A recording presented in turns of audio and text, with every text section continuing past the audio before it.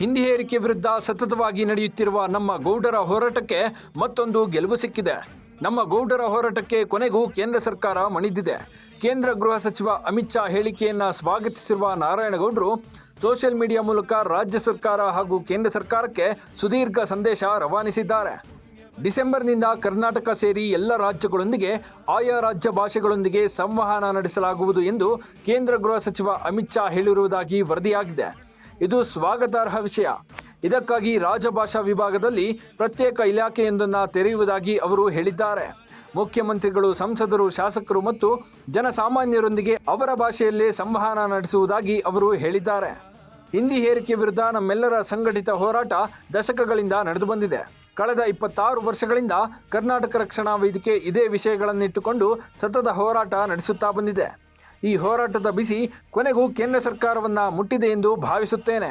ಮಾನ್ಯ ಗೃಹ ಸಚಿವರು ಇನ್ನೂ ಒಂದು ಹೆಜ್ಜೆ ಮುಂದಿಟ್ಟು ಸಂವಿಧಾನದ 8ನೇ ಪರಿಚ್ಛೇದದಲ್ಲಿರುವ ಎಲ್ಲ ಭಾಷೆಗಳನ್ನು ರಾಜಭಾಷೆಗಳೆಂದು ಗೌರವಿಸಬೇಕು ಮತ್ತು ಎಲ್ಲ ಭಾಷೆಗಳನ್ನು ಈ ದೇಶದ ಆಡಳಿತ ಭಾಷೆಗಳನ್ನಾಗಿ ಮಾಡಬೇಕು.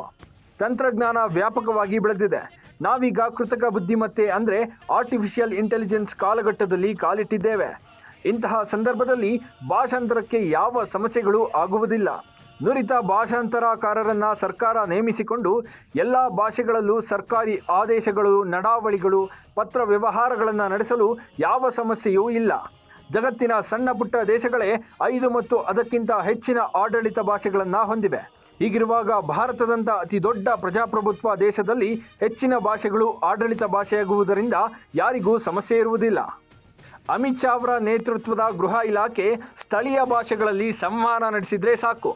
ಒಕ್ಕೂಟ ಸರ್ಕಾರದ ಯಾವುದೇ ಇಲಾಖೆ ಕರ್ನಾಟಕದೊಂದಿಗೆ ಸಂವಹನ ನಡೆಸುವಾಗ ಕನ್ನಡವನ್ನೇ ಬಳಸಬೇಕು. ಕನ್ನಡದಲ್ಲೇ ಎಲ್ಲ ಬಗೆಯ ಪತ್ರ ವ್ಯವಹಾರಗಳು ನಡೆಯಬೇಕು.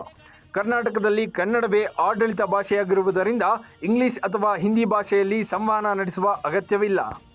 ಒಕ್ಕೂಟ ಸರ್ಕಾರ ಭಾರತ ಸಂವಿಧಾನಕ್ಕೆ ತಿದ್ದುಪಡಿ ತಂದು ಹಿಂದಿ ಭಾಷೆಗೆ ನೀಡಿರುವ ಆದ್ಯತೆಗಳನ್ನು ಎಲ್ಲ ಭಾರತೀಯ ಭಾಷೆಗಳಿಗೂ ನೀಡಿ ನುಡಿ ಸಮಾನತೆಯನ್ನು ಜಾರಿಗೆ ತರಬೇಕು.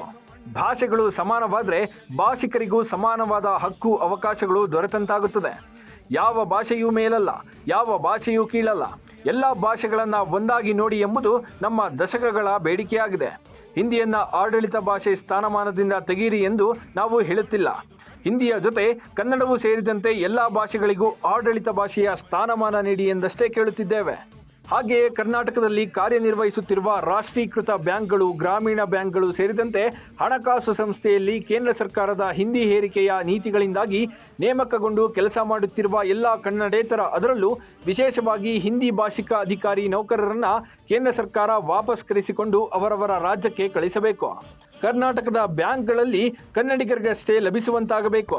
ಇಲ್ಲವಾದಲ್ಲಿ ಕರ್ನಾಟಕದಲ್ಲಿ ಕನ್ನಡ ಗೊತ್ತಿಲ್ಲದ ಬ್ಯಾಂಕ್ ಸಿಬ್ಬಂದಿಯಿಂದ ಕಾನೂನು ಸುವ್ಯವಸ್ಥೆ ಹದಗೆಡಬಹುದು. ಕನ್ನಡಿಗರು ಈಗ ಹಿಂದಿ ಹೇರಿಕೆ ಮತ್ತು ಹಿಂದಿಯನ್ನರ ಹೇರಿಕೆಯನ್ನು ಸಹಿಸುವುದಿಲ್ಲ ಎಂಬುದನ್ನು ಅವರು ಅರ್ಥ ಮಾಡಿಕೊಳ್ಬೇಕು. ಹಿಂದಿಯನ್ನು ಬಲವಂತವಾಗಿ ಇತರ ಭಾರತೀಯರ ಮೇಲೆ, ಅದರಲ್ಲೂ ವಿಶೇಷವಾಗಿ ದಕ್ಷಿಣ ಭಾರತದ ಮೇಲೆ ಹೇರುವ ಪ್ರಕ್ರಿಯೆಯನ್ನು ನಾವು ಒಪ್ಪುವುದಿಲ್ಲ ಮತ್ತು ಸಹಿಸುವುದಿಲ್ಲ. ಇದು ಪ್ರಜಾಪ್ರಭುತ್ವಕ್ಕೆ ಮಾರಕ, ಭಾರತದ ಐಕ್ಯತೆ ಮತ್ತು ಸಮಗ್ರತೆಗೆ ಮಾರಕ.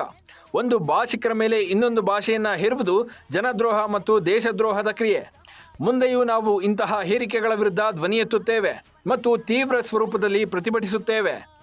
ಕರ್ನಾಟಕದಲ್ಲಿ ಶಿಕ್ಷಣ ವ್ಯವಸ್ಥೆಯಲ್ಲಿ ತ್ರಿಭಾಷಾ ಸೂತ್ರ ಬೇಕಾಗಿರಲಿಲ್ಲ. ಅದನ್ನು ನಮ್ಮ ಪೂರ್ವಜರು ಒಪ್ಪಿಕೊಂಡು ತಪ್ಪು ಮಾಡಿದ್ದಾರೆ. ಆ ತಪ್ಪನ್ನು ಸರಿಪಡಿಸುವ ಕಾಲ ಈಗ ಬಂದಿದೆ. ತಮಿಳುನಾಡಿನ ಹಾಗೂ ನಮ್ಮೆಲ್ಲ ದ್ವಿಭಾಷಾ ಸೂತ್ರ ಇರಬೇಕು. ನಮ್ಮ ಮಕ್ಕಳು ಪ್ರಥಮ ಭಾಷೆಯಾಗಿ ಕನ್ನಡವನ್ನು, ದ್ವಿತೀಯ ಭಾಷೆಯಾಗಿ ಇಂಗ್ಲಿಷನ್ನು ಕಲಿಯಲಿ. 3ನೇ ಭಾಷೆಯ ಅಗತ್ಯ ನಮಗಿಲ್ಲ. ಉತ್ತರ ಭಾರತದಲ್ಲಿ ಅಲ್ಲಿನ ಮಕ್ಕಳು ಹಿಂದಿ ಮತ್ತು ಇಂಗ್ಲಿಷ್ ಎರಡೇ ಭಾಷೆಗಳನ್ನು ಕಲಿಯುತ್ತಾರೆ. ನಮ್ಮ ಮಕ್ಕಳಿಗೇಕೆ 3ನೇ ಭಾಷೆಯ ಹೊರೆ? ಅದನ್ನು ತೆಗೆದುಹಾಕಲು ಕರ್ನಾಟಕ ಸರ್ಕಾರ ಮುಂದಾಗಬೇಕು ಅಂತ ನಾರಾಯಣಗೌಡರು ಗಟ್ಟಿಯಾಗಿ ಆಗ್ರಹಿಸಿದ್ದಾರೆ.